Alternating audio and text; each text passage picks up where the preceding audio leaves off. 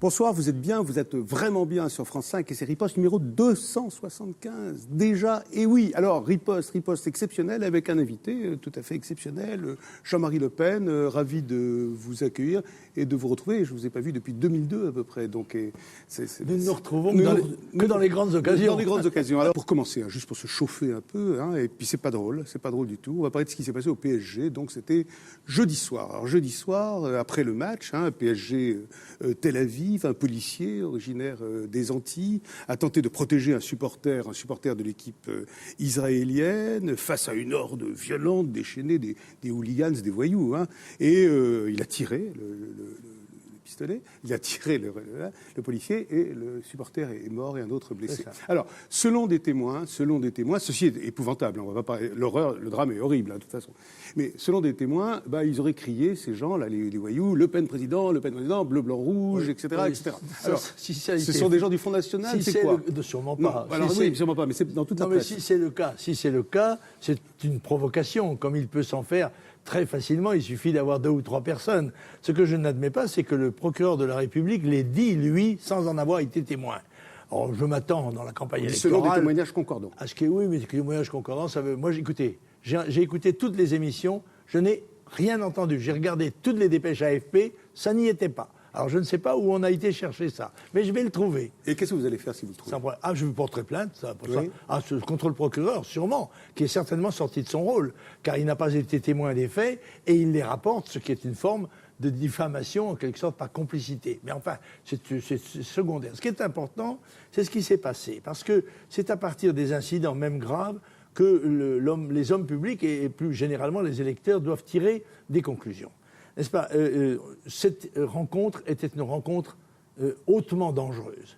Parce que... évidemment, PSG on connaît, contre Tel Aviv, tout ce qu'il fallait. Il y aurait dû avoir un dispositif policier considérable pour séparer les gens, car on sait que les supporters de Tel Aviv et les gens qui viennent soutenir le PSG, qui sont beaucoup des gens de banlieue, avaient des occasions de se retrouver. Mais je vais aller plus loin. Il y a une responsabilité des clubs, parce que ce sont quand même des affaires de gros sous, ces clubs. C'est du football professionnel, on manie beaucoup d'argent. Et on se sert du public, on se sert des supporters que l'on transporte, et on en fait une espèce d'organe de résonance pendant tout le match. Moi, ça m'irrite beaucoup, ça je dois dire.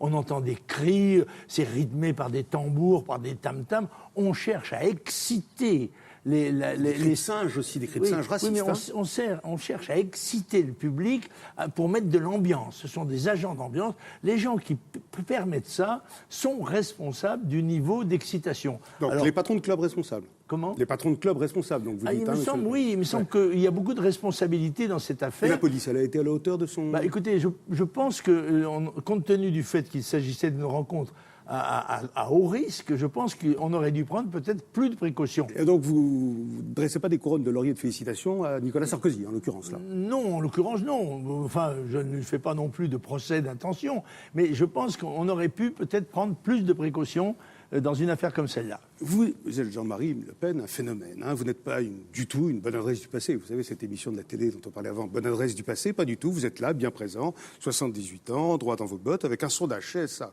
Opinion d'avant-hier qui vous crédite, tenons-nous bien, de 17% d'intention de vote. 17%, exactement comme juste avant le 21 avril 2002. Tout ceci pourrait ressembler à 21 avril bis. Oui, mais vous y croyez ? Mais 5 mois avant. 5 mois avant, oui, je sais. Et aucun sondage ne m'a jamais donné 17% en 2002. Vous êtes plus haut que vous n'avez jamais été. Plus haut. Et je crois que je suis nettement plus haut. Je ne sais pas ce que ça sera dans 5 mois, parce que ce sont des choses qui évoluent pour tout le monde, d'ailleurs, pas seulement pour Le Pen, ça évolue aussi pour les autres. Il y en a qui descendront, il y en a d'autres qui monteront. Bon, mais je crois qu'il y a une très forte poussée profonde de l'opinion. Elle est silencieuse, parce que les sondages ont même du mal à la détecter, mais elle est réelle.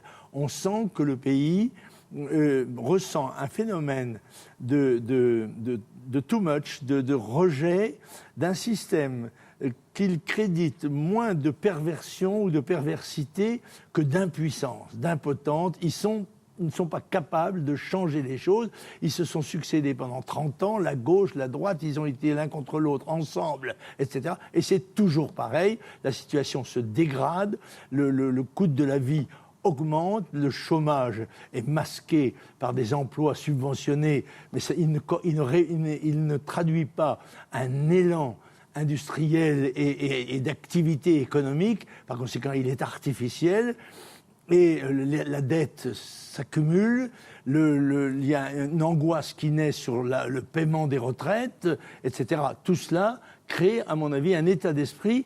Je crois que les gens souhaiteraient une révolution pacifique. Alors, eh bien, c'est ce que je crois être capable de leur apporter, moi. Et vous y croyez, un 21 avril bis, alors? Ah oui, je crois, non seulement à 21 avril, oui, je crois même vous croyez à un mai. Un mai triomphant pour vous. Au troisième tour, oui. Je me bats pour le troisième tour.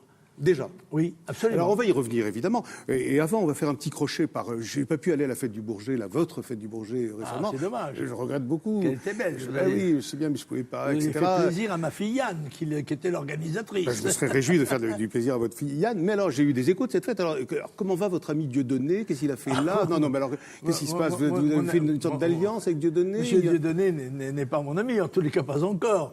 Mais il est venu comme... je pense comme un client libre, hein, l'entrée est libre, d'accord, oui. Et il a pris le risque parce qu'on lui avait dit, vous savez, faites très attention au Front National, il y a des racistes, etc.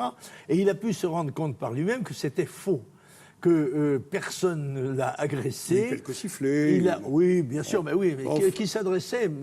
Pas à l'homme ni à sa couleur, qui s'adressait au fait qu'il était quand même un ennemi du Front National. Il ne l'a pas caché d'ailleurs. Et qui a tenu des vrais propos antisémites aussi.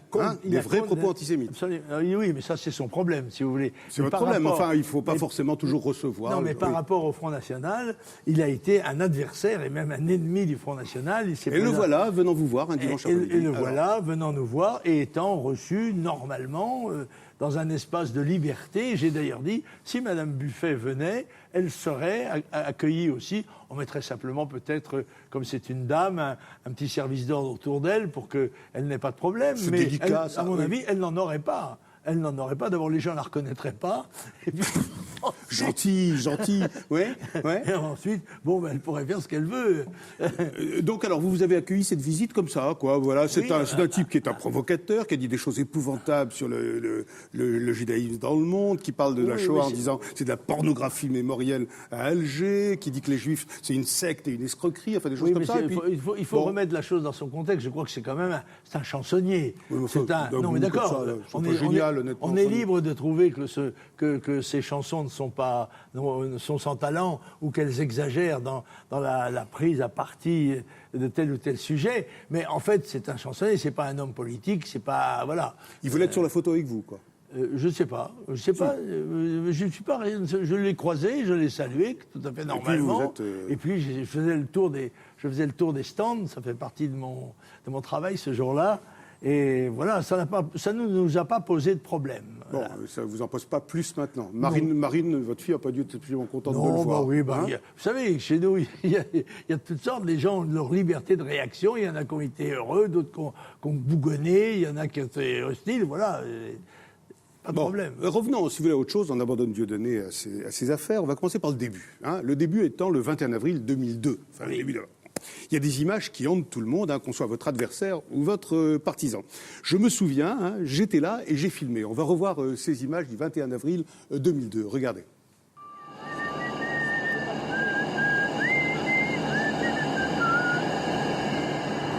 Vous allez voir se dessiner une autre tête que celle de Chirac.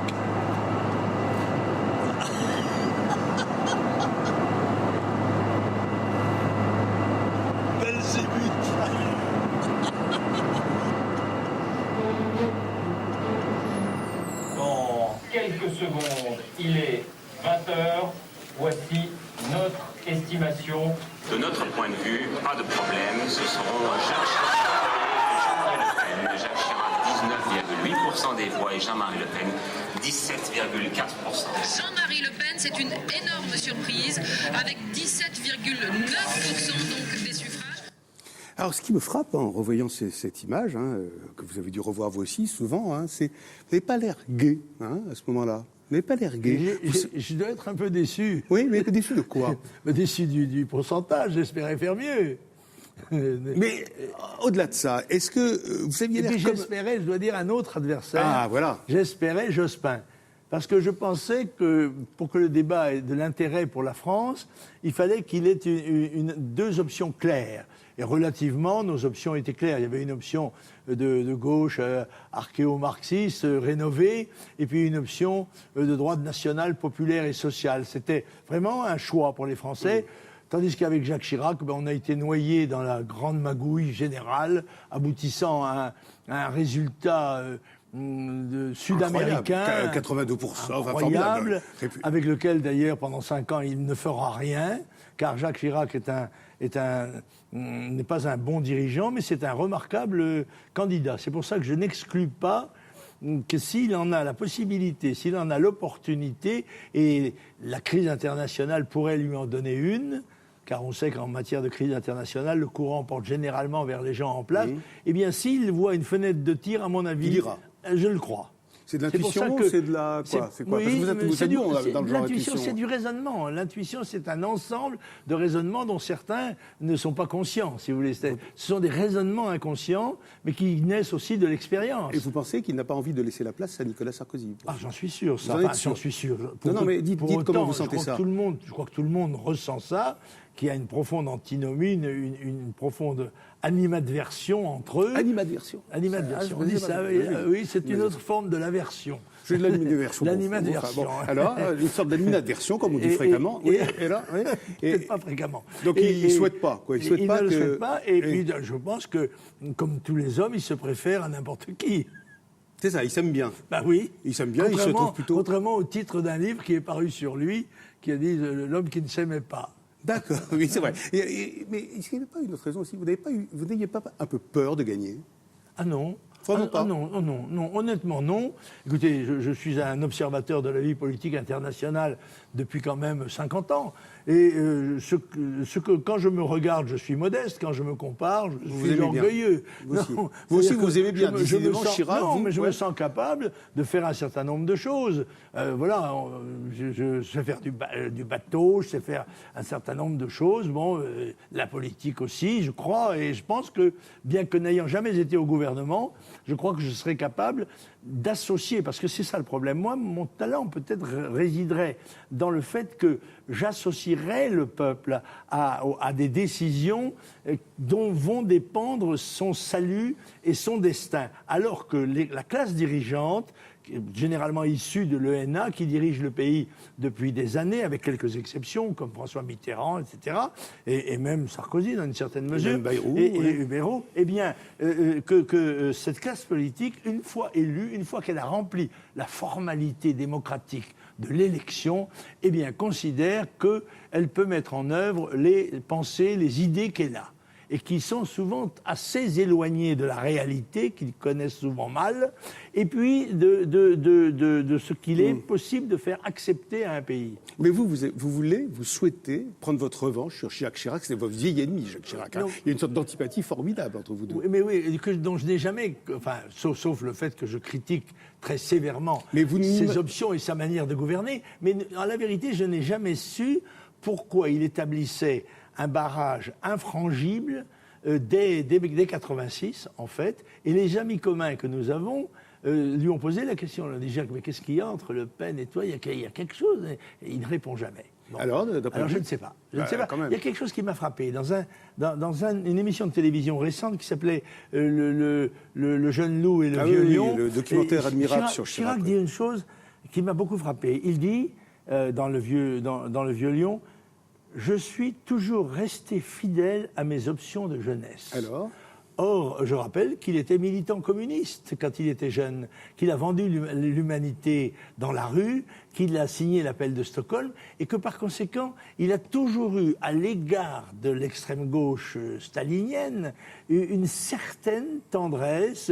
Il a fait, par exemple, reconnaître la qualité de combattants, il a fait décorer de décorations françaises les anciens combattants des brigades internationales d'Espagne, qui étaient les soldats de Staline dans la guerre d'Espagne. Qu'est-ce que vous entendez? Qu'il est toujours resté proche des idéaux communistes sa jeunesse? Je ne sais pas. En tous les cas, c'est peut-être ce qu'il me reproche d'être un anticommuniste.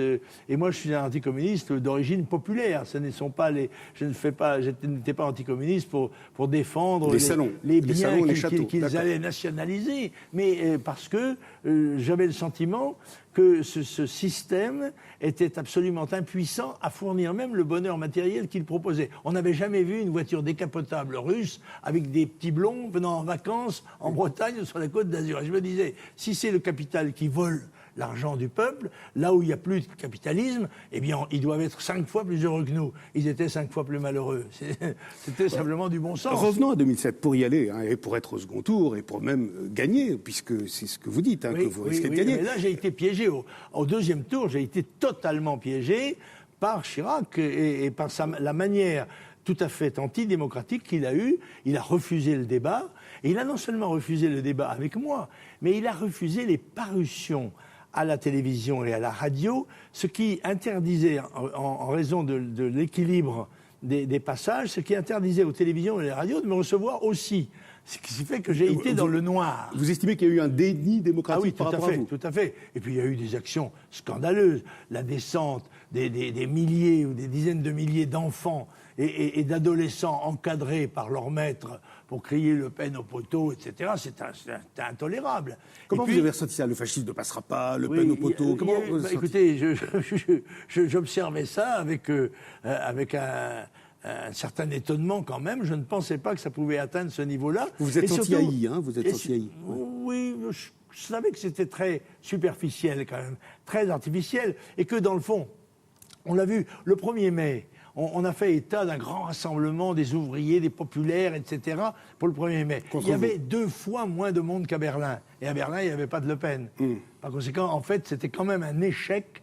Mais cet échec était relatif parce que vu par la télévision, il suffit qu'il y ait 500 000 personnes dans les rues pour qu'on croit qu'on parle au nom de la France. Mais certains disaient, Le Pen, il risque de prendre le pouvoir. Il faut tous voter Chirac qui risque de prendre le pouvoir parce qu'il y avait comme s'il y avait des milices armées qui étaient avec vous prêtes à prendre le pouvoir. Hein, vous le savez bien. Oui, mais ça, tous les observateurs, le coup d'État fasciste. Oui, mais tous les observateurs politiques et tous les gens qui ont pour mission d'informer le pays auraient dû lui dire ce fantasme est vide de sens. Nous qui observons la politique française, nous qui savons quel est l'état du Front National, quelle est sa composition, nous pouvons vous dire qu'il n'y a pas de milice armée, il n'y a pas comme dans les colonnes du Monde, en première page, de gens avec des bottes, avec des baudriers et des brassards. Jamais il n'y avait pas ça. C'est en effet une affaire fantasmatique et j'ai pu vérifier là tout de même le rôle.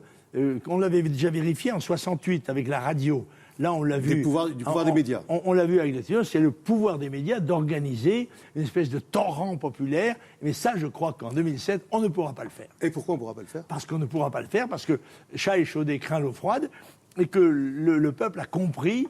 Et que d'ailleurs, M. Hollande lui-même a dit on ne nous y reprendra pas comme en 2001. C'est-à-dire, Jean, on ne revotera pas Chirac comme la première fois. Si c'est ça, on ne participera pas à ça. Mais alors, pourtant, vous n'arrivez pas à avoir vos signatures pour l'instant. Ou alors, vous allez nous dire quelque chose là de nouveau et de neuf. Non, c'est-à-dire que, vous savez, le recueil des signatures... Les 500 signatures. Oui, le recueil des 500 signatures est comment dirais-je, une institution scandaleuse.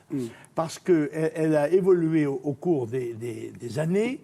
Elle était prévue pour empêcher les candidatures fantaisistes, et elle est devenue maintenant un levier politique pour nuire aux candidats, et surtout aux candidats indépendants, puisque les grands partis, eux, c'est très facile pour eux. En 2 coups de cuillère à peau, ils ont les 500 signatures. Mais l'essentiel pour eux, c'est que d'autres n'en aient pas tel ou tel. On l'a vu d'ailleurs en 2002, quand Jacques Chirac a fait présenter la candidature de Mme Taubira, retiré celle de Pasqua, présenté celle de Maigret, etc. Une manipulation, en quelque sorte, du système électoral. Alors, tout le monde, tous les gens de bonne foi, et en particulier 90% des maires, sont favorables au secret de leur changer la règle des du jeu. parrainages. Il suffit de changer la loi. Oui, mais d'accord, mais là, pour l'instant... Alors, là, je l'ai demandé à Villepin, et il a refusé. Oui. Et important ainsi la démonstration que dans ce domaine-là, comme dans tant d'autres, le gouvernement émet des idées. Il a dit oui, il vaudrait mieux que Le Pen laisse ça. Et puis, au moment de faire, ils sont incapables de faire, ou ils ne veulent pas faire, ou ils ne peuvent pas faire. Cher monsieur, qu'est-ce que vous allez faire? Eh bien, je vais trouver, vous savez ce que disait Napoléon, cette jolie femme qui lui demandait une faveur. Madame, si c'est possible, c'est fait. Si c'est impossible, cela se fera. Et alors C'est un peu ma réponse. Eh bien, j'ai mobilisé toutes les forces du mouvement et on va aller au-devant des maires et je compte sur leur réaction. Et qu'est-ce qui se passerait si vous n'avez pas? Ah, ça, je ne sais pas. Non, mais vous menacez, vous dites que ça ne se passera pas comme ça. Non, mais si. C'est comme si vous me disiez, mais qu'est-ce qui se passerait si vous mourrez la semaine prochaine? C'est une hypothèse que j'aime mieux ne pas envisager. Non, mais là, vous êtes capable de faire un vrai truc violent?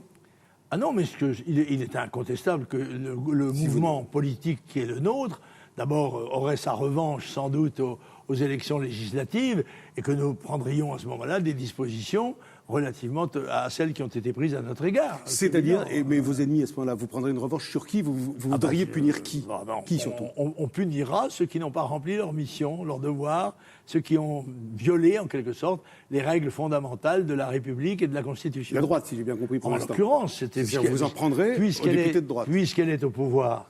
C'est eux les principaux responsables. Absolument. Mais certains disent qu'il est en train de nous faire son cinéma, Le Pen, comme chaque fois. C'est faux. Les journalistes qui nous entourent ont bien vu qu'en 2002, et c'est assez scandaleux, je crois que c'est Chevènement qui dit cela, c'est assez scandaleux, et Bayrou, c'est assez scandaleux de le dire, parce que tous les observateurs ont pu constater l'extrême difficulté que nous avons eue à réunir le nombre de signatures nécessaires. J'en témoigne, je vous ai vu téléphoner en 2002, regardez. Oui. Regardez. Est-ce que je pourrais parler à Monsieur Morland? Oui, de la part Jean-Marie Le Pen. Il est en réunion pour l'instant. Monsieur Boileau, s'il vous plaît. Il n'est pas là pour l'instant. Savez-vous quand il sera là? Est-ce que je pourrais parler à Monsieur Bonin? Il faudrait que je le rappelle à quelle heure? À 19h30? Monsieur Le Pen. Ça, c'est... assigné en 95, son nom paru dans le journal il y a 7 ans, l'a dissuadé de signer à nouveau. Et vous continuez ça? Vous recommencez ça, comme ça, téléphoner? Pas encore, j'en suis pas à ce stade-là, non, pas encore. Mais nous sommes quand même à 5 mois, enfin à 4 mois maintenant. Vous avez encore le temps, vous. J'ai constaté que le Conseil constitutionnel, fidèle à son attitude de créant les difficultés pour les candidats, a rétréci considérablement le délai pendant lequel on va devoir déposer les vrais parrainages, c'est-à-dire ça a été ramené de 35 jours à 10 jours ouvrables, n'est-ce pas? Alors, il y a là une mauvaise volonté évidente qui montre bien qu'il s'agit d'une manœuvre politique visant à restreindre le droit des citoyens de choisir leur président de la République en toute démocratie. Vous descendriez dans la rue? Peut-être, si je sentais que le pays voulait manifester. Nous n'avons pas beaucoup l'habitude de le faire, mais je pense que ça pourrait être une grande démonstration, c'est vrai. Pour dire qu'il faut changer les règles du jeu. Oui. Dans le même sondage CSA, l'opinion, là, on dit que si vous ne vous présentiez pas, enfin, vos électeurs se partageraient à peu près en bloc égal entre Ségolène et Nicolas Sarkozy, entre Ségolène Royal et Nicolas Sarkozy. Ça vous étonne, ça? Non, je pense que c'est une réaction. Je crois que les conservateurs voteraient conservateurs et les autres... Vous avez de tout dans votre électorat. Oui, il y a un peu de tout. Et les autres, somme toute, voteraient à gauche parce que je crois que parmi mes électeurs, il y a socialement et politiquement des gens qui viennent d'un peu partout. Ce sont les gens qui considèrent que l'intérêt national, que la nation, que la patrie est au-dessus des problèmes qui divisent nos états-majors ou nos troupes. Je me souviens, c'est presque vous en premier qui avez parlé de l'avenir de Ségolène Royal. Hein. Oui, absolument. Personne n'en parlait. Il y a plusieurs années. Il y a plusieurs années. Absolument. Et comment vous la définiriez maintenant? Écoutez, je crois c'est un personnage médiatique. Et alors, elle me paraît être fondamentalement démagogue, ce qui est très utile dans une élection, à condition que la campagne électorale ne dure pas trop longtemps. Par exemple, c'est la journée aujourd'hui de la lutte contre les violences conjugales. Et Ségolène Royal, hier, dit ce sera la première mesure que mon gouvernement prendra, c'est celle de ce dimanche, quoi. Voilà. Si c'était la lutte contre les accidents de la route, Ségolène Royal aurait déclaré, ça sera la première mesure de mon gouvernement, c'est la lutte contre les accidents de la route. Alors je crois que ce fait de coller à ce qui semble être l'actualité et ce qui semble être le courant populaire va probablement lui réserver quelques désillusions. Je crois que la classe politique, c'est assez naturel, est coupée du peuple. On l'a vu en certaines circonstances, et en particulier lors du référendum sur l'Europe, n'est-ce pas ? 93% des hommes politiques et femmes politiques pour le oui, 55% des électeurs pour le non. Eh bien, je crois que ce phénomène se développe, que la classe politique n'en est pas consciente, elle ne le perçoit pas bien, elle continue à raisonner en termes de parti, en disant mais Nicolas Sarkozy appellerait à voter, l'UMP fera. Les gens ne tiendront pas compte de cela. Et pour beaucoup d'entre eux, à mon avis, leur opinion est déjà faite. Elle est déjà faite. Oui. Leur opinion est déjà faite. Et elle est hostile à la classe dirigeante. Et vous êtes le candidat de la colère, de ce refus-là ? C'est pas forcément une colère. C'est une colère et un espoir. C'est un rejet et un espoir. Je crois que les Français sont... Voyez-vous, il y a une chose dont on s'aperçoit. C'est que les gens qui sont, je dirais, dans les clous, c'est-à-dire ceux qui travaillent, ceux qui élèvent leur famille, ceux qui respectent les lois, ceux qui paient leurs amendes, ceux-là, c'est la tolérance zéro. Qu'ils soient fumeurs, qu'ils soient automobilistes, qu'ils soient chômeurs, eh bien, on les traite le plus durement possible. Et puis, les marginaux, ceux qui s'évadent des obligations de la loi, ceux-là, on a de l'indulgence pour eux, on essaye de les réinsérer dans la société, etc. Et ça, je crois que ce sentiment d'injustice profonde exaspère les Français, mais comme ils sont actuellement calme. C'est un pays, vous savez, quand on connaît bien son histoire, qui est capable d'encaisser beaucoup d'humiliations et beaucoup de désillusions jusqu'au jour où il décide que c'est fini. Voilà. Et Sarkozy, c'est pour reprendre vos mots, hein, c'est vous qui le dites, c'est un caméléon ou une girouette maintenant ? Oui, enfin, j'avais trouvé quelque chose de plus gentil en même temps de plus exact pour lui. J'avais dit c'est un écureuil dans sa cage. C'est-à-dire, il se dépense beaucoup, il court, mais comme la cage de l'écureuil est ronde, il est quand même toujours au même endroit. Voilà, je crois que l'image est moins polémique peut-être, mais plus exacte que celle que j'ai pu employer. Pour l'instant, vous voyez au second tour avec qui ? Contre qui, si j'ose dire ? Je ne sais pas. Je ne peux pas le dire. Je ne peux pas le dire. Intuitivement. Je ne sais pas. Je sais pas. Beaucoup de gens pensent que c'est Ségolène, que le jeu de Ségolène est gagné à gauche. J'en suis pas sûr. Je ne suis pas sûr. Je ne sais pas. Vous savez, ce sont les événements. Si nous allons arriver à un tournant capital et peut-être dramatique de notre histoire, parce que là vont se prendre des décisions peut-être irréversibles, parce que le niveau que nous atteignons dans le déclin peut atteindre des limites d'irréversibilité. Et il faut agir vite maintenant. Et ce que je regrette dans 2002, c'est que la France ait perdu 5 ans avec Jacques Chirac. 5 ans pendant lesquels on n'a rien fait. Ou on s'est attaqué aux conséquences des problèmes, jamais à leur cause. Et quand on a voulu s'attaquer à leur cause, comme le pouvoir politique n'a plus de légitimité, malgré des majorités parlementaires écrasantes, je crois qu'il faut changer de méthode. Il faut, dans le système parlementaire, établir dans toutes les élections, je dis bien toutes les élections, le système de la proportionnelle intégrale. Ça donnera beaucoup de travail aux exécutifs, ça fera transpirer les hommes politiques, mais c'est le prix du renouveau. Deuxièmement, il faut associer le peuple intimément aux réformes qui vont faire mal à un certain nombre de gens. Il faut que pour ça, elles aient une légitimité puissante et forte. Il n'y a que le référendum. Vous voulez sortir de l'Europe, hein, vous voulez arrêter avec l'euro, tout ça. C'est pas aussi. Voilà. Ce que je pense, c'est qu'il faut maintenant dire à l'Europe, l'Europe n'a pas tenu ses promesses. Elle nous a trahis. Elle nous avait promis le bonheur matériel, l'emploi, la croissance. Nous sommes le pays, la France est le pays qui a le moins de croissance de l'Europe et l'Europe, la région du monde qui a le moins de croissance. Par conséquent, c'est un échec. L'ouverture, l'Europe n'est pas capable de défendre nos frontières, elle n'est pas capable non plus de nous défendre militairement, et par conséquent, c'est un échec. Il faut repenser totalement la notion de l'Europe. Moi, je suis partisan d'une union. Pas d'une union fédérale comme celle qu'on nous préparait, d'une union de nations européennes, mais je la vois plus large même que celle que nous connaissons. Et vous voulez rétablir la peine de mort. Enfin, vous voulez, beaucoup de choses. Vous voulez remettre plein de choses. Bien sûr, mais on refaire tout le système de promotion sociale par l'école, libérer libérer l'économie, permettre aux gens de travailler et de garder une grande partie de l'argent qui est à eux, qu'ils ont produit pour plus d'impôts. Non, pas plus d'impôts. Non. Tout le monde est d'accord pour payer des impôts, mais des impôts qui soient raisonnables et justement répartis et qui permettent aux gens d'avoir l'espoir, en travaillant, d'améliorer leur situation, celle de leur famille et celle de leur pays. Vous dites immigration zéro, tolérance zéro.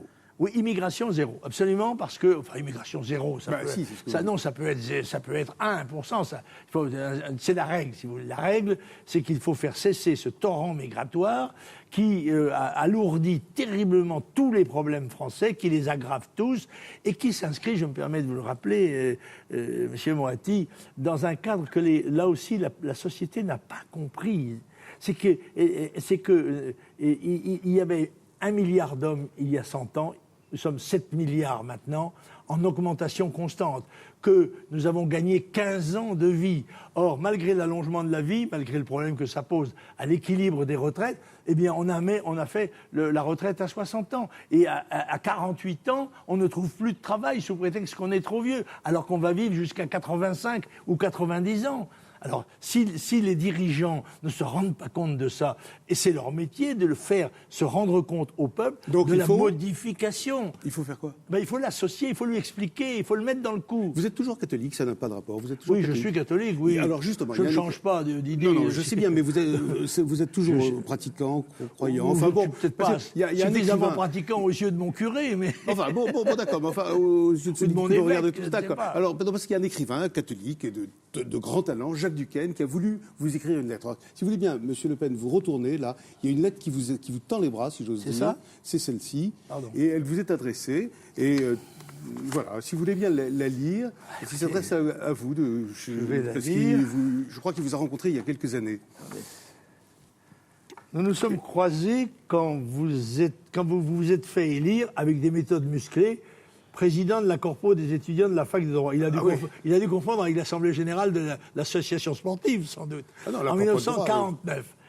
Puis, pendant la guerre d'Algérie, quand vous veniez dans les couloirs de l'Assemblée, en tenue de para avec votre ami Desmarquet, alors, ça, ou bien, je ne veux pas croire que M. Duquesne est de mauvaise foi, mais il se fait des illusions. Je ne suis jamais venu à Paris en tenue camouflée. En tout cas, il en garde le souvenir, lui. Mais c'est contraire au règlement. Je venais d'Algérie, quand on vient en métropole et en ville, on est en tenue de sortie. Vous avez hanté le souvenir de Jacques Duquesne. Je ne suis pas allé à l'Assemblée nationale. Allez, continuez. Je me suis rendu en effet à voir le président de la République avec Jean-Maurice Desmarquet.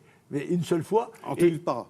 En tenue d'officier français, avec mon képi et non même pas le béret. Retour d'Algérie. Voilà. Non, pas retour, c'était au milieu de mon séjour. D'accord. C'était plutôt retour d'Égypte. Ah, voilà. Canal de Suez. Mais aujourd'hui, ce qui m'intéresse, c'est ceci. Vous comptez parmi vos fidèles un certain nombre de catholiques. Oui. Et vous avez été élevé chez les jésuites. Oui. Oui, à Vannes. Oui, à Vannes, chez Saint-François-Xavier. Vous connaissez ces paroles de Jésus. J'ai eu faim et vous m'avez donné à manger, j'ai eu soif et vous m'avez donné à boire, j'étais en prison et vous m'avez visité. Vous connaissez aussi cette autre parole, aimez vos ennemis, qui ne signifie pas bien sûr qu'il faut laisser faire n'importe quoi par n'importe qui et qu'il faut aimer l'humanité tout entière. Comment appliquez-vous concrètement les commandements ? Écoutez, je crois les avoir, moi, appliqués dans ma vie, je dois dire, en respectant la règle de hiérarchie proximale, si vous voulez, que j'exprime dans une formule. D'ailleurs, j'aime mieux mes filles que mes nièces que mes cousines que mes voisines. Mais je vais vous donner un exemple. Par exemple, pendant l'opération d'Égypte, ayant dans le terrain qui mettait un parti, hélas, beaucoup de morts militaires et civils égyptiens, je les ai enterrés, parce que je suis breton et catholique, bon, je les ai enterrés selon leur rite à eux, n'est-ce pas ? Ce qui a donc fait... le tourner vers la Mecque, c'est ça, etc. les déchaussés, etc., dans un seul. Bref, je fais ça tout naturellement. Et le général Massu m'a convoqué, je croyais qu'il allait me féliciter. Il m'a dit, Le Pen, votre attitude a fait très bon effet dans le camp de prisonniers. Bon, à partir de maintenant, c'est vous qui les enterrerez tous.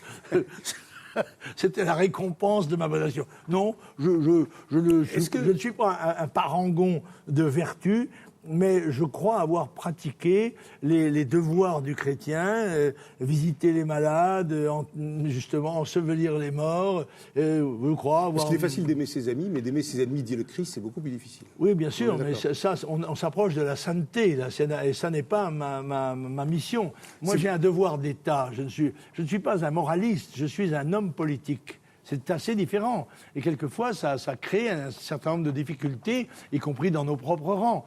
Des gens qui pensent que le rôle de l'homme politique, c'est d'abord de défendre une certaine morale, alors que moi, je pense que le devoir est un devoir d'État, un devoir concret, mais qui, évidemment, ne peut pas aller à l'encontre des grandes lois morales, bien sûr. Et votre mère vous a élevé dans la religion catholique. Votre absolument, mère, absolument. Elle était très pieuse, votre mère. Et mon père aussi. Je vais vous donner une petite anecdote. Mon père, qui était parti à 13 ans comme mousse sur un capornier en 1914, n'avait pas pu faire sa confirmation. Et quand j'ai fait ma confirmation, ça m'avait beaucoup bouleversé, et beaucoup de gens aussi, et ma mère aussi. Il avait demandé à être confirmé avec moi. Alors l'évêque lui avait dit, comme mon père était conseiller municipal, lui avait dit, Monsieur Le Pen, si vous voulez, on vous confirmera dans la sacristie. Ah, il a dit non. La confirmation, c'est justement quelque chose de public. Par conséquent, je serai avec mon fils. Et j'ai été confirmé à côté de mon père. Vous avez été élevé, vous, dans une ferme en terre battue. Non, pas une ferme. Mes grands-parents, oui. Mais ma maison, quand la maison de la Trinité que j'habitais, la seule était en terre battue. Il n'y avait ni l'eau, ni l'électricité, ni le gaz, etc. Vous avez connu la pauvreté. Ah oui, la gêne, en tout cas. Mes parents étaient un jeune couple, c'était... Mais la pauvreté, je l'ai connue après avoir perdu mon père. À 14 ans, c'est ça, j'ai perdu mon père à 14 ans. Mon père est mort pour la France. J'ai été pupille de la Nation. Et vous avez toujours dit que c'est comme si vous aviez des droits et des devoirs particuliers. Parce absolument. Que si vous voulez, cette formule, oui, ça a joué un grand rôle pour moi. Bon, j'avais reçu une éducation très patriotique. N'oubliez pas que je nais en 1928, entre les deux guerres. 14-18, avec tous ces défilés d'anciens combattants, et l'approche de la suivante. Oui. C'est-à-dire qu'on vit dans une atmosphère où la patrie, ça veut dire quelque chose. Surtout chez nous. Je voulais, en plus, petit garçon, être officier de marine de guerre. Et alors, évidemment, je vivais dans ce monde-là. Et puis, à l'école... l'Empire rose, absolument, et puis, à l'école, aussi bien à l'école laïque qu'à l'école libre, on apprenait l'amour de la patrie, n'est-ce pas ? Si vous voulez, à l'existence de Dieu près, pratiquement la morale naturelle et la morale civique étaient exactement enseignées de la même manière par l'instituteur socialiste, ancienne 14-18 d'ailleurs, et par le vicaire qui faisait l'école catholique du pays. Voilà. Alors, quand le tribunal civil de Lorient a écrit cette formule, qui est une formule, hélas, administrative, la nation adopte le mineur Jean-Marie Le Pen.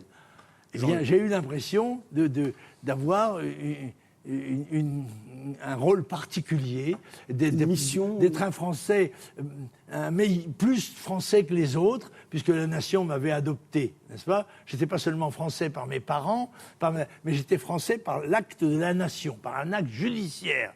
Et ça m'a donné le sentiment que j'avais plus de devoirs à l'égard, et c'est ce qui m'a fait m'engager dans un certain nombre de circonstances. Par exemple, dans la guerre, j'étais dispensé de service militaire. Et vous y êtes allé quand même. J'ai été volontaire. En 53 pour l'Indochine. C'est ça, voilà. Dans le désir de servir. Mais comme s'il fallait... Je me suis engagé dans le syndicalisme étudiant à l'UNEF d'abord, l'UNEF, absolument. La Corpo de droit. À l'UNEF, qui était à ce moment-là un syndicat unitaire. Oui. Ça allait de l'extrême gauche à l'extrême droite. Mais comme si, Monsieur Le Pen, aussi, il fallait monter sur le pont à la place de votre père, comme si vous étiez toujours un orphelin, comme si vous êtes resté longtemps un orphelin. Cette image du père, comme ça, qui vous laisse avec votre maman, comme ça. Il y avait quelque chose à remplacer. Bien sûr, mais je suis devenu... C'est-à-dire que, comme j'étais enfant unique, je suis devenu un petit homme tout de suite. À 14 ans, j'ai été un petit peu l'homme de la famille, si vous voulez. Hein. C'est ainsi, par exemple, que mon père avait gardé des armes. Nous étions en zone interdite, n'est-ce pas, sur le bord de la mer, en Bretagne. On était en pleine occupation allemande, il faut rappeler, on était en 42. Et ma mère voulait se débarrasser de ses armes. Et c'est mon autorité de petit garçon, de petit mâle, de petit chef de famille, qui a fait, on va les garder, il n'y a pas de problème, on va les garder. Et donc c'est là, si vous voulez, que mon autorité, on reconnaissait l'autorité masculine, si vous voulez, dans nos familles. Et vous étiez le petit chef de famille. Et j'étais devenu le petit chef de famille. Et il n'y a pas un jour où vous ne pensez pas à votre père, d'après ce que j'ai compris. Comment ? Il n'y a pas un jour où vous ne pensez pas à votre père, d'après ce que j'ai compris. Je pense à mes parents, souvent, parce qu'ils ont joué un grand rôle dans ma vie, bien sûr. Et je vais au moins une fois par an dans le cimetière de la Trinité, me recueillir sur leur tombe. Ce sont des coutumes qui malheureusement se perdent. Je ne suis pas sûr que mes enfants ou mes petits-enfants viendront sur la mienne, mais après tout, peut-être. Cette France, vous la sublimez comme ça. C'est une vision de la France, la vôtre. Hein. La France qui est comme menacée, selon vous, par cette immigration massive, hein, que vous dites massive. Hein. C'est le point central de votre programme, absolument. etc. Et si vous voulez bien, massive et continue. Massive et continue, et pour vous, en danger, dites-vous, mortel. Alors, si vous voulez, on va continuer ce débat sur l'immigration en rejoignant là, juste à côté, nos invités. Très bien. Venez, vous êtes assis. Je me mets là. Là, si vous voulez bien. Donc, je vous présente nos invités. Alors, Christiane Taubira, donc vous êtes députée de Guyane. Vous aviez obtenu 32% des voix en 2002, de quoi faire passer Lionel Jospin à la trappe. Hein, on s'en souvient en 2002, et vous aussi, vous vous en souvenez évidemment.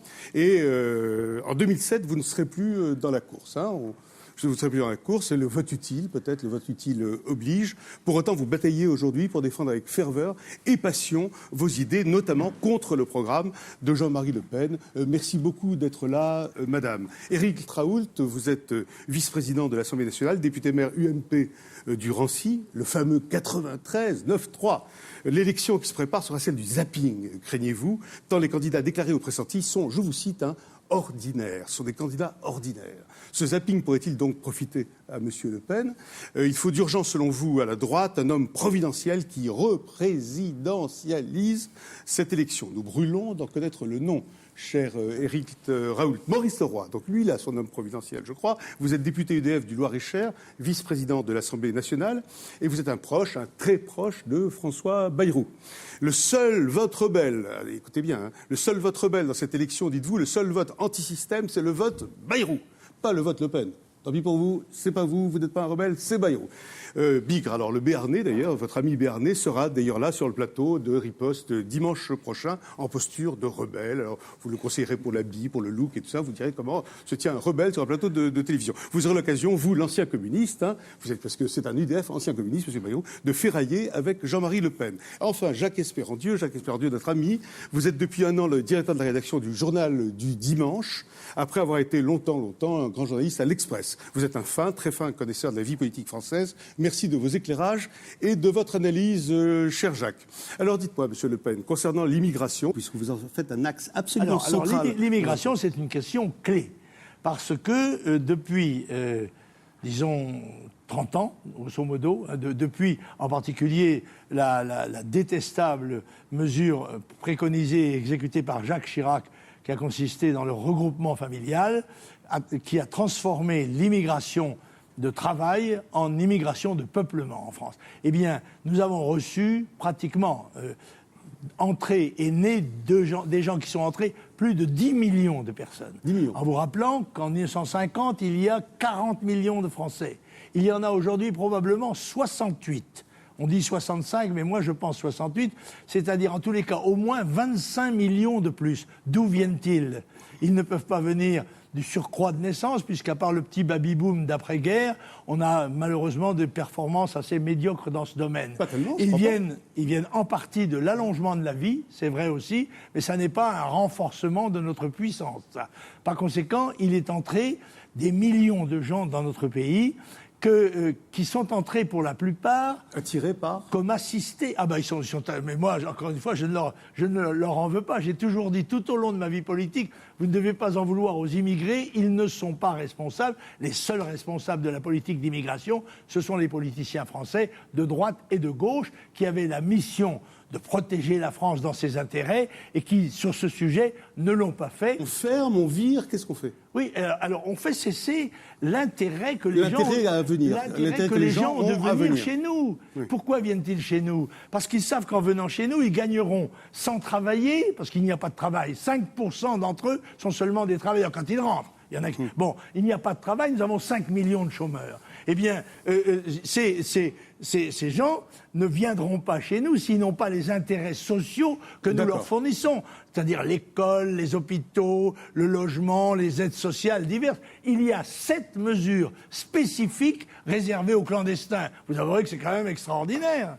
Alors, réaction. Immigration zéro, s'il vous plaît. D'abord, c'est un non-sens. Alors, l'immigration, nous sommes dans une démocratie qui définit les choses. La démocratie, ça n'est pas d'endoctriner, d'exciter les gens et de dire voilà, la majorité veut cela. La démocratie, disait le philosophe Alain, c'est le règne du droit. Donc nous sommes dans un pays de droit. Et dans le droit, on définit les choses. L'immigré, c'est une catégorie juridique. Alors, cette catégorie juridique, elle est mesurée. Il y en a 8,1% en France. De notre population. Dont le tiers viennent d'Europe. Un autre, un peu moins d'un tiers vient du Maghreb, 17% viennent d'Afrique subsaharienne et une dizaine de pourcents à peu près viennent d'Asie. Voilà. Donc les immigrés. Et dans ces immigrés, un total estimé par la mesure officielle, l'INSEE, de 4,9 millions de personnes, il y en a 3 millions à peu près qui sont de nationalité française par naturalisation ou par mariage. D'accord ? Donc nous parlons de ça. Alors on peut s'exciter sur l'immigration zéro. Moi, je ne peux pas perdre du temps sur des approches qui sont aussi insensées. Lorsque dans un pays, au lieu de s'exciter contre l'autre différent simplement, on dit, ben voilà, il y a des réalités économiques et sociales. Et comment on les réglemente, ces réalités économiques et sociales? Les gens peuvent travailler et ils contribuent à l'économie. Quand par contre, on s'amuse à faire la chasse aux gens, ben les gens ne travaillent pas ou ils travaillent clandestinement. Et on constate qu'en France, c'est quand même le cas. De nombreuses entreprises recrutent des immigrés, en tout cas des personnes en situation irrégulière, et ne sont pas poursuivies. Et justement, cette obstination à bloquer les choses crée de la clandestinité. Monsieur Leroy, monsieur Raoult, là-dessus, sur le thème qu'a développé monsieur Le Pen. Oui, tout à fait. D'abord, je voudrais revenir sur l'immigration zéro. Évidemment, on peut toujours prendre des sabres de bois et voilà, et les agiter et dire immigration zéro. Ça a l'air de rassurer les gens, mais si au final, ça ne débouche sur rien, j'ai d'ailleurs noté, c'est pas rien. Nous sommes ici 3 parlementaires. Moi, j'ai écouté ce que vous venez de dire. Finalement, 4 parlementaires, monsieur Leroy. Oui, nous sommes même 4. Je suis parlementaire aussi. Et j'ai été parlementaire national plusieurs fois. Vous n'êtes pas très présent au Parlement européen. Comment ? C'est un peu dommage pour ceux qui vous ont élu, mais vous n'êtes pas très présent au Parlement européen. Si, vous vous trompez. Les journalistes le rectifieront. Vous vous trompez. Simplement, c'est dommage pour ceux qui vous ont fait confiance. Non, mais vous dénoncez en permanence. Aucun problème. Je vous ai écouté longuement. Vous dénoncez en permanence la classe politique, mais la meilleure morale, c'est de respecter le mandat que les électeurs vous ont donné et donc de l'assumer pleinement. C'est dommage d'ailleurs pour les députés jeune français. prosélyte, vous venez d'entrer dans la carrière, alors vous la défendez avec fureur. Très bien, mais vous devriez soutenir des jeunes aussi. Hein. C'est dommage que vous n'ayez pas laissé. C'est dommage que vous n'ayez pas laissé votre place à votre fille d'ailleurs. Votre fille. Voilà. Mais ça viendra. Elle a 14 ans pour le moment. Écoutez, ça viendra. On se réjouit déjà de l'avoir bientôt arrivé à la carrière. Ça sert à rien de faire des moulinets. D'accord, mais qu'est-ce que vous faites des moulinets, monsieur? Allez faire des moulinets dans les trains, allez faire des moulinets dans les gares, et vous verrez si ce que je dis n'est pas vrai. Monsieur Le Pen, vous savez, on peut monter en voix, ça ne m'impressionnera pas. Et on peut monter en régime, ça ne m'impressionnera pas. Écoutez, je sais que vous avez appris ça. Vous avez appris ça au Parti communiste. Attendez, à l'école du PC, à l'école du PC où vous étiez, on apprend ces choses-là. Je le sais. C'est une bonne école. Quand vous étiez le collaborateur de Georges Marchais, c'est vrai. C'est une bonne école. C'est une très bonne école. Vous êtes centré. Monsieur, il faut toujours reconstruire des murs sur les frontières, sur les mers. Et ça ne changera rien. D'ailleurs, à l'heure où les murs tombent, et pas seulement à l'Est, ça n'a aucune incidence. Ça n'a aucune incidence. Donc voilà. Donc c'est pas la bonne méthode. Évidemment, la bonne méthode, c'est quoi ? C'est d'assurer ce co-développement. Voilà. Il faudrait d'ailleurs retrouver un peu d'esprit gaullien en France, voilà, et d'avoir une vraie politique de développement, une vraie politique de développement, comme le général de Gaulle avait su le faire en son temps. C'est la jeunesse en marche. Là. Alors allons-y. Qu'est-ce qu'on fait alors ? Mais c'est important. Non, mais d'accord, mais eh bien, il faut avoir une politique de développement beaucoup plus forte. Les budgets de développement devraient être plus élevés parce que vous savez, le meilleur moyen, c'est qu'effectivement les cerveaux restent en Afrique ou dans les pays où effectivement il y a des difficultés. Et c'est absolument dingue d'accepter de vouloir les accaparer. Il y a absolument besoin qu'ils soient... Donc pas d'immigration choisie, si j'ai bien compris. Pas d'immigration choisie, bien sûr. Enfin, c'est invraisemable, l'immigration bien sûr que ça. choisie. Moi, j'ai voté contre cela à l'Assemblée nationale. J'ai voté contre cette loi de Nicolas Sarkozy à l'Assemblée nationale. Attendez, qu'est-ce que c'est que cette histoire ? On va choisir ainsi les cerveaux. Il faut que les cerveaux y soient. Vous allez aider l'Afrique avec vos 7 000 milliards de dettes ? Mais attendez, mais sur la dette, monsieur Le Pen, la dette, bien sûr qu'il faut intervenir sur la dette. Vous nous jouez du pipeau, le co-développement, c'est le mot qui explique tout. Vous en avez parlé vous-même. Mais oui, mais alors tout à l'heure, vous n'étiez pas sincère. Vous n'étiez pas sincère. Je n'en fais pas la clé. Ça sera un des éléments. Mais j'aurais voulu demander, s'il vous plaît, à Madame Taubira, est-ce qu'elle n'est pas la députée de Guyane, c'est-à-dire du département français où l'immigration sauvage atteint des niveaux catastrophiques de l'ordre de plus de 20%. Autrement dit, il faudrait peut-être régler le problème dans son département avant de le régler chez nous. Monsieur Le Pen, est-ce que vous êtes en faveur de l'immigration choisie ? Est-ce que vous êtes en faveur de l'immigration choisie ? Je suis ravie que les choses s'établissent très clairement. Monsieur Le Pen a dit avant de les régler chez nous. Monsieur Le Pen me fait savoir que je ne suis pas chez moi ici. Qui vous a dit ça ? Votre mauvaise foi. Il faudrait régler en Guyane avant de venir le régler chez nous.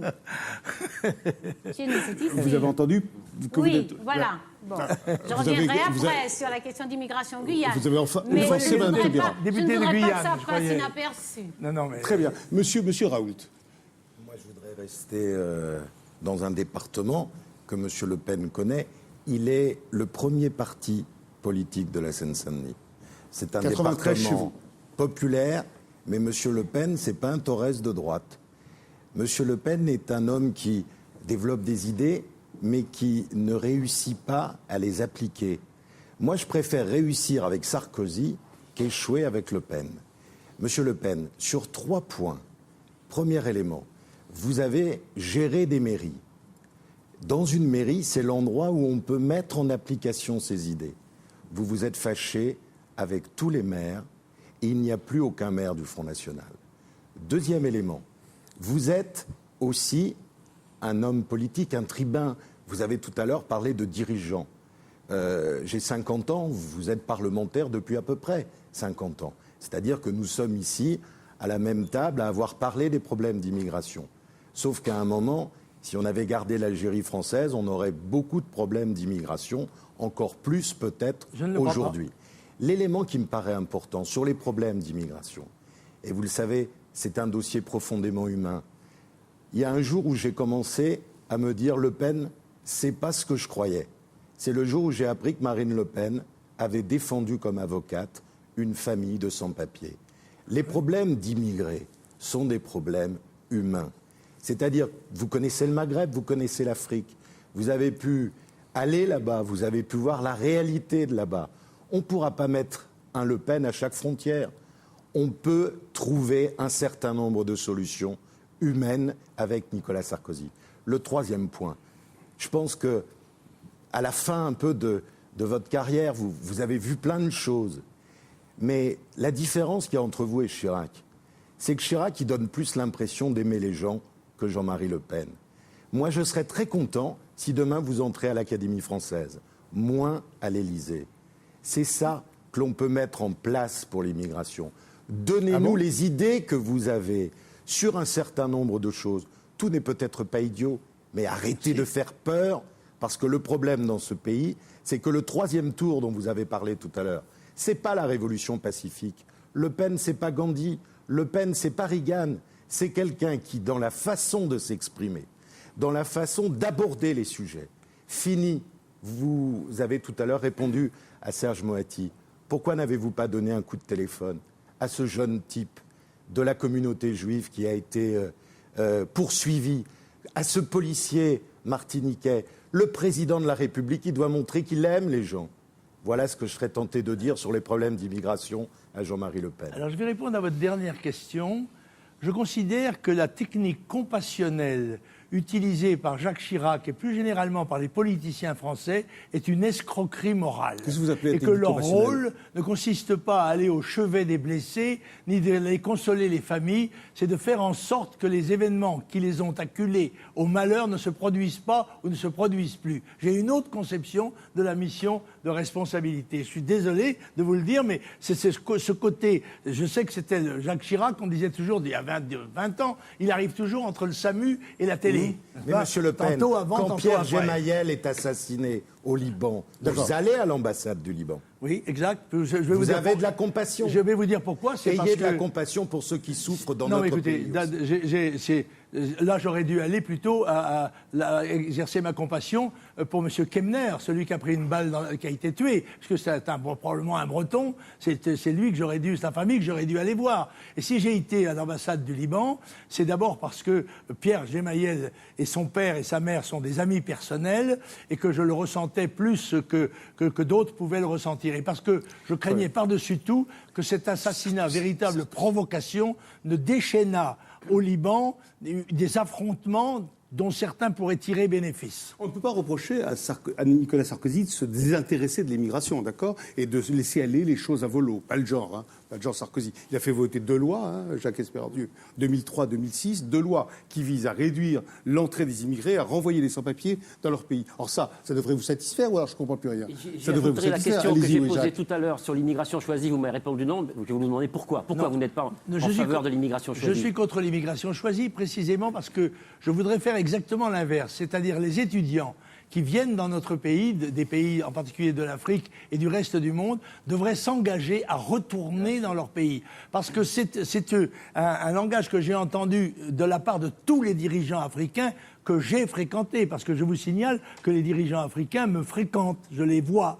Et tous disent, ce n'est pas possible de continuer comme ça. Si vous écrémez nos étudiants les meilleurs pour en faire des médecins de banlieue ou pour en faire des chercheurs à Saclay, eh bien nos pays resteront dans la misère dans laquelle ils sont. Vous devez nous les rendre. Et trouver le moyen, alors je crois qu'il y a un moyen, c'est de faire des universités françaises dans ces pays-là. Mais vous donnez des satisfecit à M. Sarkozy, vous quand même, vous lui dites c'est pas mal quand même, là vous allez dans mon sens, c'est pas mal. Non mais à l'inverse de, de ce que croient un certain nombre de gens de moi, je ne considère pas que M. Sarkozy soit le diable. Je crois que M. Sarkozy se donne beaucoup de mal pour faire un certain nombre de choses, dans le cadre d'ailleurs, ce qui n'est pas tout à fait inhumain, de sa campagne électorale présidentielle, mais il le fait.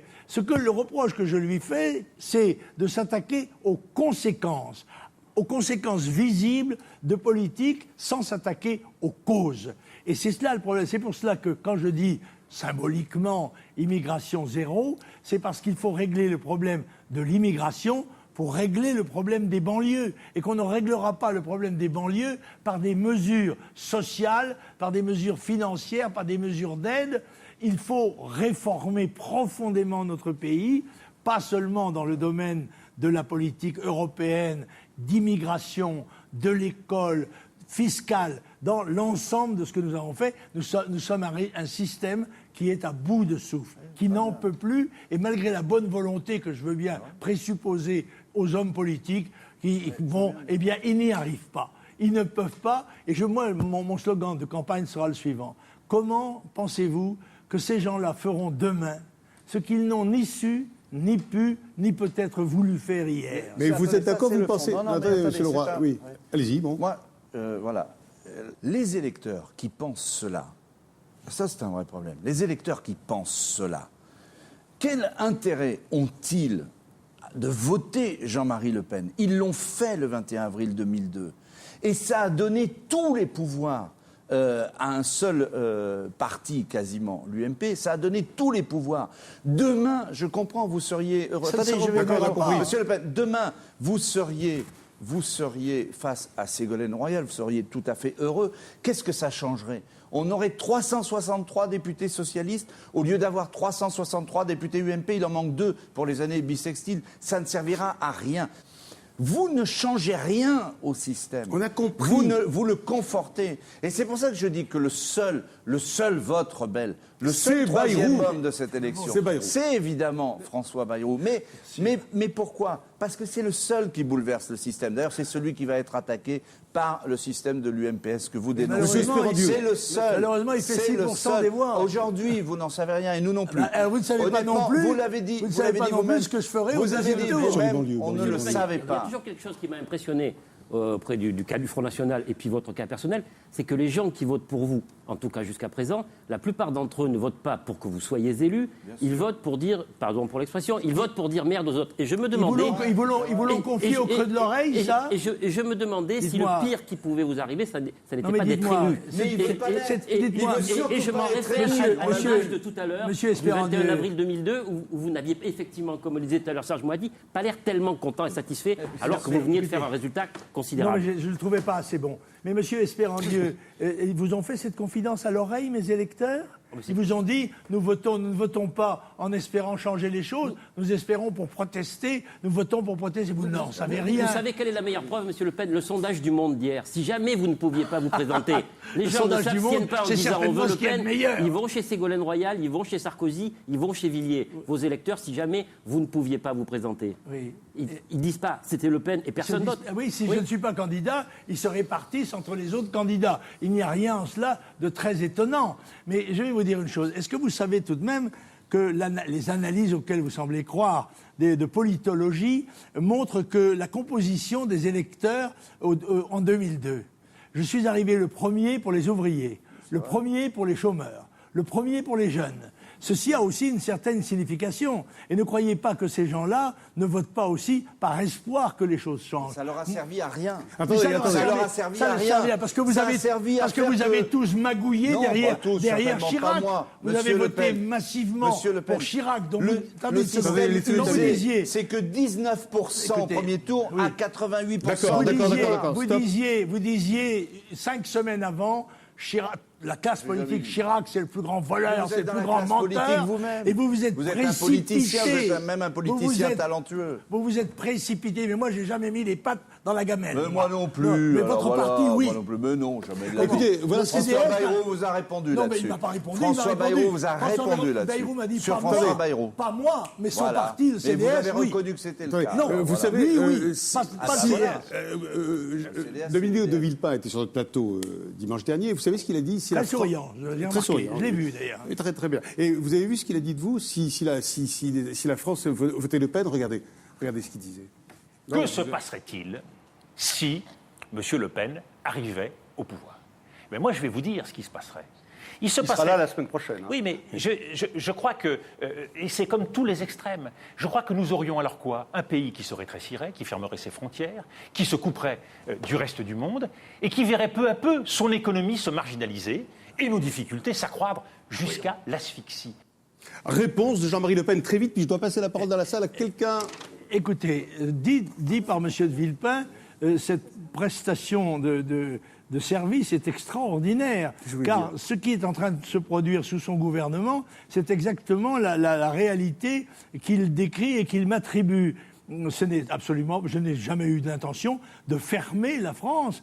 Et c'est bien la classe politique qui dirige depuis 30 ans et plus ce pays, a le sentiment qu'elle est là de droit divin et qu'en dehors d'elle, aucune solution ne peut être trouvée. L'originalité de ma proposition, c'est justement le référendum. Moi, je me propose pour les grandes réformes d'associer à chaque fois le peuple français aux réformes dont il sait qu'elles sont nécessaires, et je pense que vous sous-estimez la vague déferlante qui est en train de se créer et qui ne fera pas, vous pouvez en être sûr, les résultats de 2002. Croyez-moi, vous serez surpris. Et vous serez surpris de voir dans les quartiers immigrés le nombre de voix que fera Jean-Marie Le Pen, pas seulement sur la population, disons comme on dit, de souche, sur la population immigrée elle-même, parce que les immigrés qui travaillent, ceux qui essayent de s'insérer dans la société française, qui souhaitent et qui sont fiers de devenir français, ceux-là, ils votent Le Pen. On va entendre dans deux leur personnes. immense majorité. On va entendre deux personnes. Non, attendez. On va entendre deux personnes dans la salle. Leïla Dixmier, d'abord, si vous voulez bien. Leïla Dixmier, vous êtes présidente d'un collectif qui s'appelle Devoir de mémoire. Vous connaissez ce collectif. Hein. Depuis les événements de banlieue, Leïla et ses camarades se sont fait un devoir de réagir et de peser sur le débat politique. Posez votre question, s'il vous plaît. Bonjour Serge. Alors oui, tout à fait. Le collectif Devoir de mémoire au pluriel existe depuis 2 ans. Nous travaillons sur les pans d'histoire occultée qui, selon nous, sont très importants. Pourquoi ? Parce que dans les banlieues, vous parlez de banlieues, nous on parle de quartiers, il y a un gros problème qui est le problème de légitimité et de représentation. C'est-à-dire que nous, on a énormément de mal à se sentir français, alors que nous sommes français. Je suis française, effectivement issue de l'immigration, mais je vis ici aujourd'hui, j'ai 30 ans. La France est mon pays, et on essaye d'être projeté dans une espèce de dynamique pour faire en sorte que la France soit forte de sa diversité, forte de ses différences. L'idée, c'est suite aux révoltes sociales donc dans les quartiers, on s'est dit qu'il fallait qu'on trouve une solution concrète, qui a été donc la suivante, d'inciter les jeunes à aller s'inscrire sur les listes électorales. Parce que selon nous, nous sommes ici donc chez nous, et il faut qu'on se mêle de nos affaires, il faut qu'on pèse sur le débat politique. Donc, de ce fait, j'ai une question à poser à Monsieur Le Pen, tout en sachant, je répète bien, qu'on n'est en aucun cas dans une posture victimaire, ni manichéenne, ni telle qu'elle soit. Ma question, c'est comment un homme politique comme vous, qui avez quand même soutenu que l'inégalité entre les races, l'inégalité entre les sexes, l'inégalité entre les citoyens français étaient des faits avérés, comme un homme comme vous, qui divisait quand même, parce que vous savez comme moi qu'une nation forte est une nation unie et non pas divisée, pouvez-vous prétendre représenter et rassembler tous les Français ? Voilà. Monsieur Le Pen. Je vous laisse la responsabilité de vos affirmations. Je voudrais simplement vous rappeler que la première fois que j'ai été élu député, il y a 50 ans, mon deuxième de liste était noir. Et il était même héros de l'Union soviétique, ce qui plaira certainement à Christine Taubira, que j'ai été le premier homme politique à présenter la candidature d'un arabe à la députation à Paris en 1957. Et j'ai été le premier à faire élire une musulmane en 1986 au Conseil régional d'Île-de-France. Si les autres en avaient fait autant, mais ils ne l'ont pas fait. Et si vous voulez vous présenter, venez au Front National, il y a une place pour vous, comme aux législatives, si vous voulez porter nos couleurs. Sans l'instant là. Parce que moi, ça, je le dénonce, ce que vous dites. Moi, je suis pour l'intégration républicaine. Je ne suis pas pour le communautarisme, et monsieur le communautarisme Donc, ça ne là-dedans. sert à rien de dire un musulman, un arabe, etc. C'est des Français. Ce qu'elle vient de vous dire, cette jeune femme-là, c'était en 1957, Elle n'a pas dit pour la couleur de sa peau. Mais ils étaient français, elle l'a dit parce qu'elle est française. Ils étaient français. Et il n'y a que des Français qui sont candidats, quelle que soit leur couleur. Mais monsieur Leroy, ils étaient français en 1957. Dites français, dites pas un musulman, un Madame arabe. Taubira. C'est une religion. Parce que c'est la question qui m'est posée par la personne qui s'adresse à moi. C'est des Français. Madame Taubira. René Char disait que les mots savent de nous plus que nous n'en savons nous-mêmes. Alors c'est un coup de quartiers immigrés. Moi, je voudrais qu'on me définisse ce que sont les quartiers immigrés. Moi, je veux bien que aujourd'hui le leader du Front National soit un commentateur de l'actualité. Je veux bien qu'il Merci tout de même de l'admettre. Qu'il ait toute une série. Je veux bien, c'est une formule en français qui indique bien toute l'ironie qu'elle contient. Simplement, il n'a jamais fait amende honorable de toute une série de déclarations. Oui, l'inégalité des races, il n'est jamais revenu dessus. Des jeux de mots infâmes sur la souffrance de personnes. Oui, des jeux de mots sur la Shoah. C'est pitoyable. Sur des personnes. Alors, puisqu'il n'a pas fait amende honorable, nous sommes autorisés à penser qu'il pense toujours ainsi. Alors, évidemment, sa compassion à l'égard des immigrés, des universités françaises qu'on doit mettre dans ces pays-là, mais les mots trahissent. J'avais un noir sur ma liste, ça fera plaisir à Taubira, qui est une noire de toute façon. J'avais un arabe, etc. Bon, moi, je crois que ce qui est important, c'est qu'en politique, la politique grandit de la cohérence et de la clarté. Et la cohérence et la clarté du patron du Front National, c'est bien ce rejet de l'autre. C'est bien cette conviction sur l'inégalité des races, jusqu'au jour où il dira qu'il n'y croit plus et qu'il est persuadé que c'est une ineptie. Bon. C'est bien toutes ces déclarations qui s'apparentent, pour certaines d'entre elles, à l'incitation à la haine raciale. Donc c'est cela, et je crois qu'il ne faut pas perdre de vue que c'est extrêmement grave lorsqu'on est un leader politique. Vous savez qu'en Afrique, on dit que les mots font des morts. Vous savez bien que dans ce pays, il y a des personnes qui ont commis des actes racistes et qui se sont réclamées, vous le disiez d'ailleurs, en début d'émission qui se sont réclamés parfois du Front National. Je pense à ce Marocain qu'on a jeté dans la Seine. Je pense à ce jeune Djiboutien de 19 ans à Marseille. Donc, je crois que c'est très grave en politique. C'est très, très grave en politique. Il faut que les choses soient dites sans complaisance. Sans complaisance. Je parlais de ce proverbe d'Afrique. Todorov dit la même chose. Il dit que les discours sont des événements parce que ce sont aussi des moteurs de l'histoire. Écoutez, on vient de parler du Marocain qui a été jeté à l'eau. Le procès a prouvé que la personne qui l'avait jeté à l'eau n'avait strictement rien à voir avec le Front National, si ce n'est qu'il suivait le cortège du Front National à 500 mètres. Pour l'inégalité des races, je me permets de vous rappeler ce que j'ai dit. J'ai dit, il me semble en effet que les Noirs sont plus disposés pour la course et les Blancs pour la natation.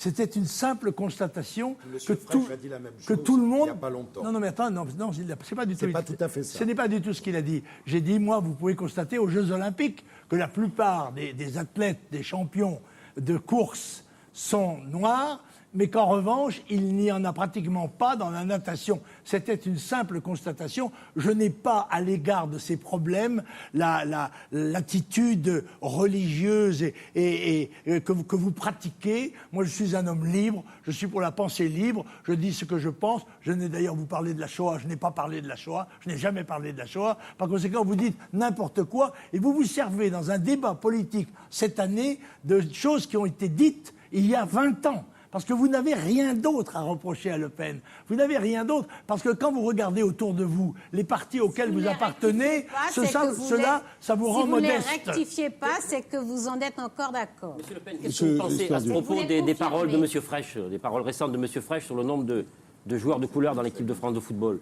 Écoutez, je pense que ça ne mérite pas de fouetter un chat. Et je n'ai pas de sympathie particulière pour M. Frêche, dont certains ont pu dire d'ailleurs qu'il avait fait une déclaration de racisme anti-blanc parce qu'il a dit que les Blancs étaient nuls. Alors, si vous voulez qu'on parle de ça, je le dis très rapidement. M. Frêche a parlé de l'équipe de France. Bon, et il a regretté, il a dit c'est une équipe qui ne représente pas la France. C'est vrai que l'équipe de France de football a une double mission un peu ambiguë. Il y en a une qui touche au sport. Et si la sélection sportive l'exigeait, pourquoi pas 11 joueurs noirs ou 11 joueurs blancs, cela serait normal.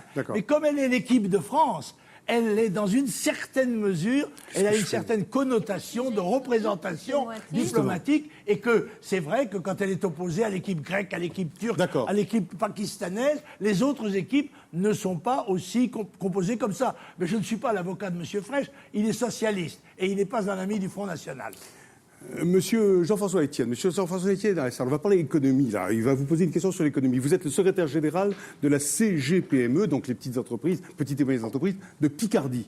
Vous représentez ici 1500 entreprises et quelques 80 000 emplois. Nous écoutons votre question.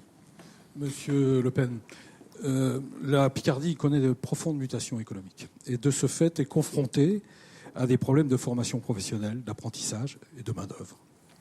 Alors tout naturellement, les chefs d'entreprise, tous les jours, se posent des questions pour explorer des nouvelles filières, trouver des nouveaux produits, trouver des nouveaux marchés et se tournent tout naturellement vers l'Europe. Mais ils ont besoin d'une Europe libre, solidaire, fraternelle, où tout le monde y trouve son compte, où le travail est une source naturellement d'enrichissement, mais aussi une source d'épanouissement.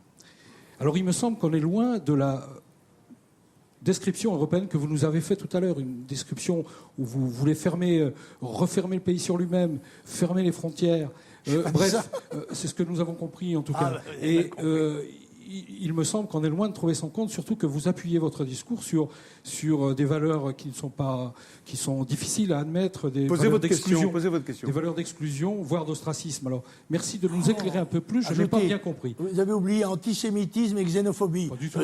Faites la litanie, c'est plus simple. Pas du tout. Alors, je vais vous dire une chose. Vous ne vous êtes pas aperçu que notre pays a perdu 3 millions d'emplois industriels depuis 30 ans que nous marchons avec l'Europe. Il a perdu aussi plus d'1 million d'emplois agricoles et on se porte bien en Picardie. Il faut continuer dans cette voie-là. L'Europe, c'est l'avenir. Par conséquent, vous avez tous les espoirs possibles. Moi, je vous dis que c'est l'inverse.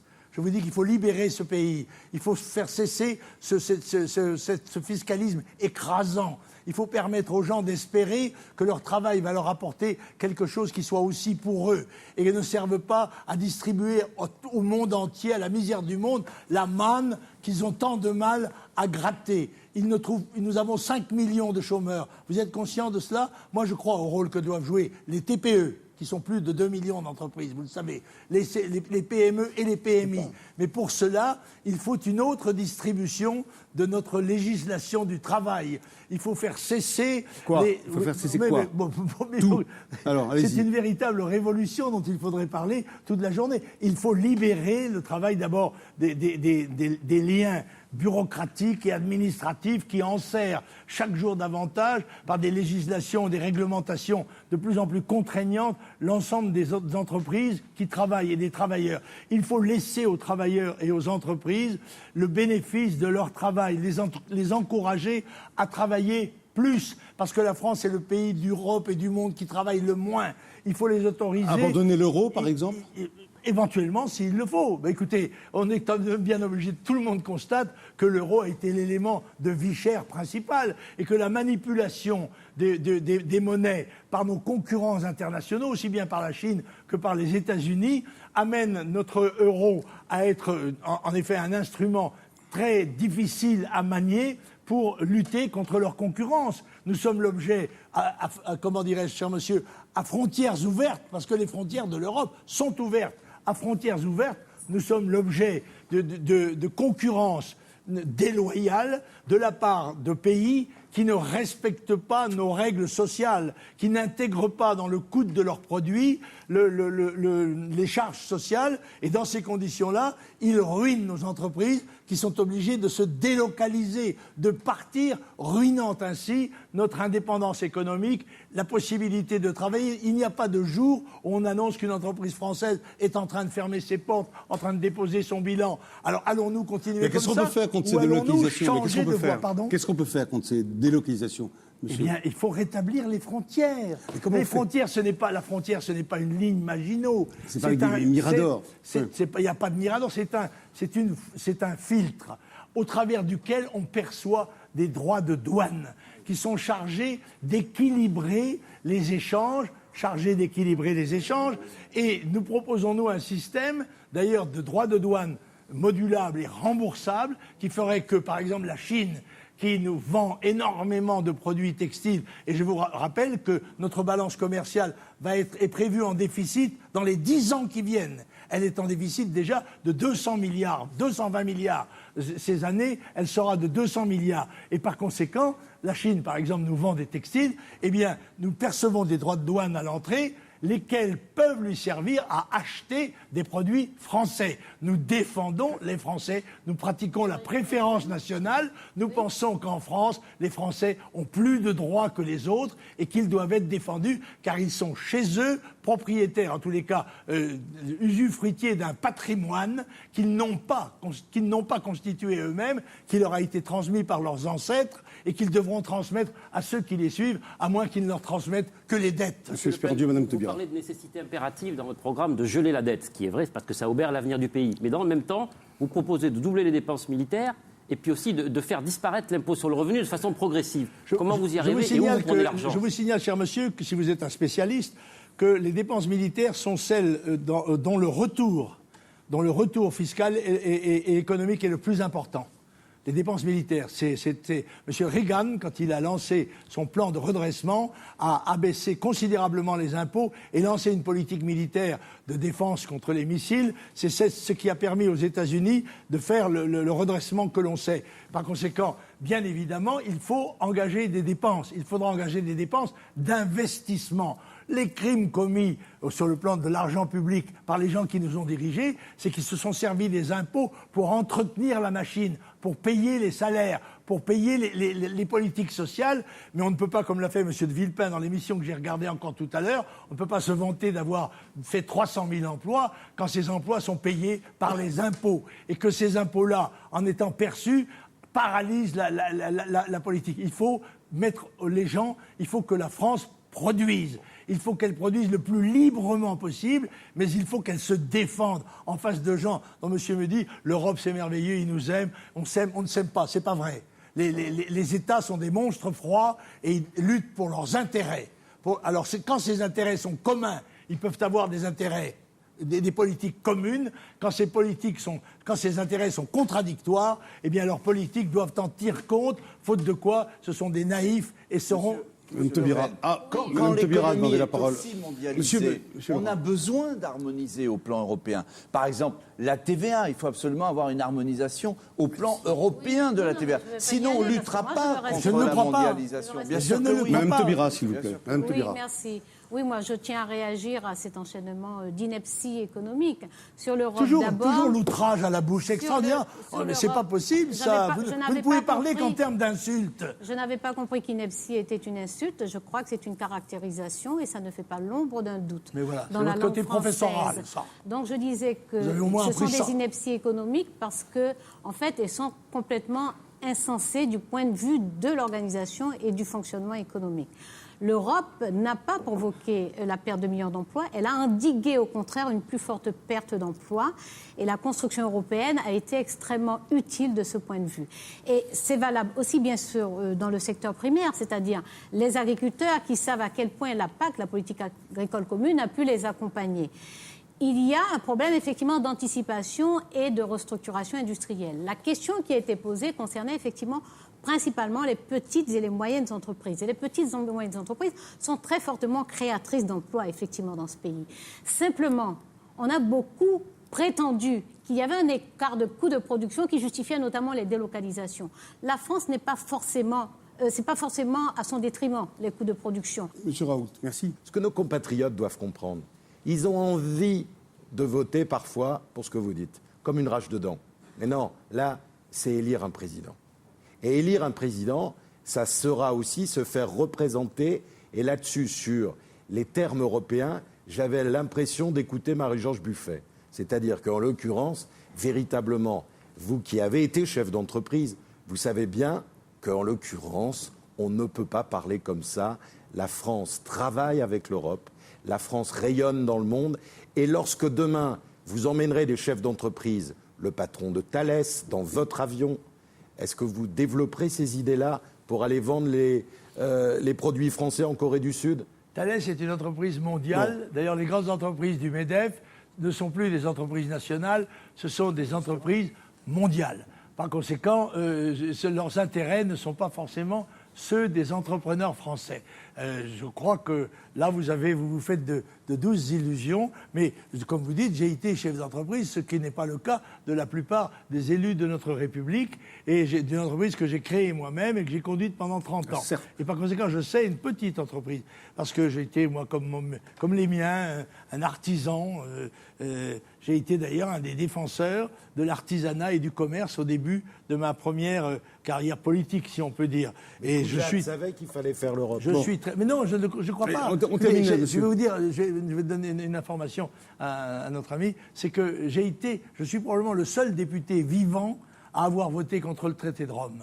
C'est vous dire que je pressentais à l'avance dans quel engrenage nous allions nous engager en nous engageant dans une Europe dont je savais que les promoteurs avaient l'intention d'en faire les États-Unis d'Europe, en quelque sorte en imitation des États-Unis d'Amérique, ce que je désapprouvais pour ma part. On peut rappeler d'une phrase à quel point l'économie française est en forte intégration régionale.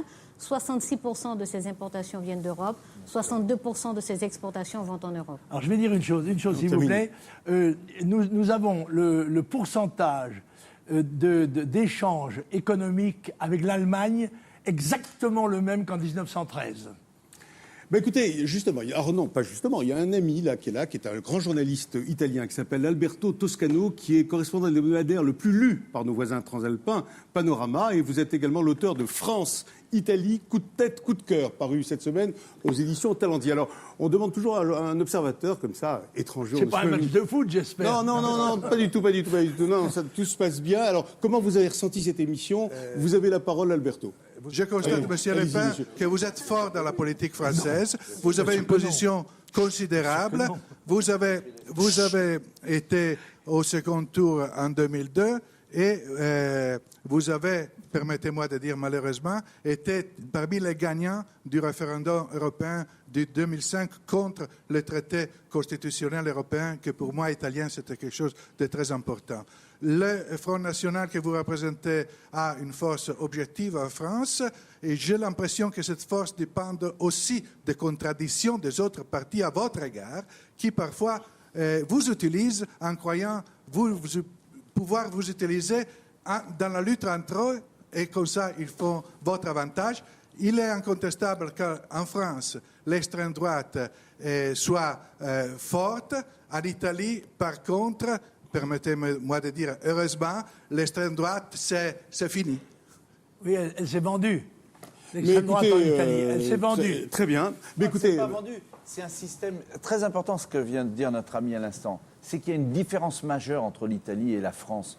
C'est qu'en Italie, il y a la représentation proportionnelle. Oui. Et quand M. Le Pen était représenté à l'Assemblée nationale, et je m'en réjouis, et je l'assume, en 86, eh bien, en 88, derrière, il n'y avait plus de députés du Front National. Ça veut dire une chose, c'est très juste ce que vient de dire à l'instant, monsieur, c'est que Jean-Marie Le Pen, il est utilisé aussi bien par l'UMP que par le PS comme faire-valoir pour éviter de faire en sorte que les choses changent et changent véritablement. Voilà. Ben moi, je prends rendez-vous. Je suis sûr que la surprise... La surprise viendra de... Ce sera pas Jean-Marie Le Pen, ce sera François Bayrou. Vous êtes d'un inattendu. Il aura bien mérité ses 6%. Écoutez, et Mme Taubira, c'est 2%. Merci, monsieur Jean-Marie Le Pen, d'avoir été. Merci Jean-Marie Le Pen d'avoir été notre invité. Hein. Si vous voulez prolonger le débat, vous pouvez rejoindre le site de France 5, france5.fr, à dimanche prochain sur France 5, justement la chaîne où vous êtes décidément si bien. Et me dit-on, de plus en plus nombreux à nous suivre en France et dans le monde, grâce à TV5 Monde. Invité suivant. Qui ça, monsieur Leroy, qui ça? Inattendu, un rebelle sur notre plateau, François Bayrou, donc la semaine prochaine. Merci beaucoup. Ah non, qu'est-ce que vous allez faire? Le marquis de Rochefort.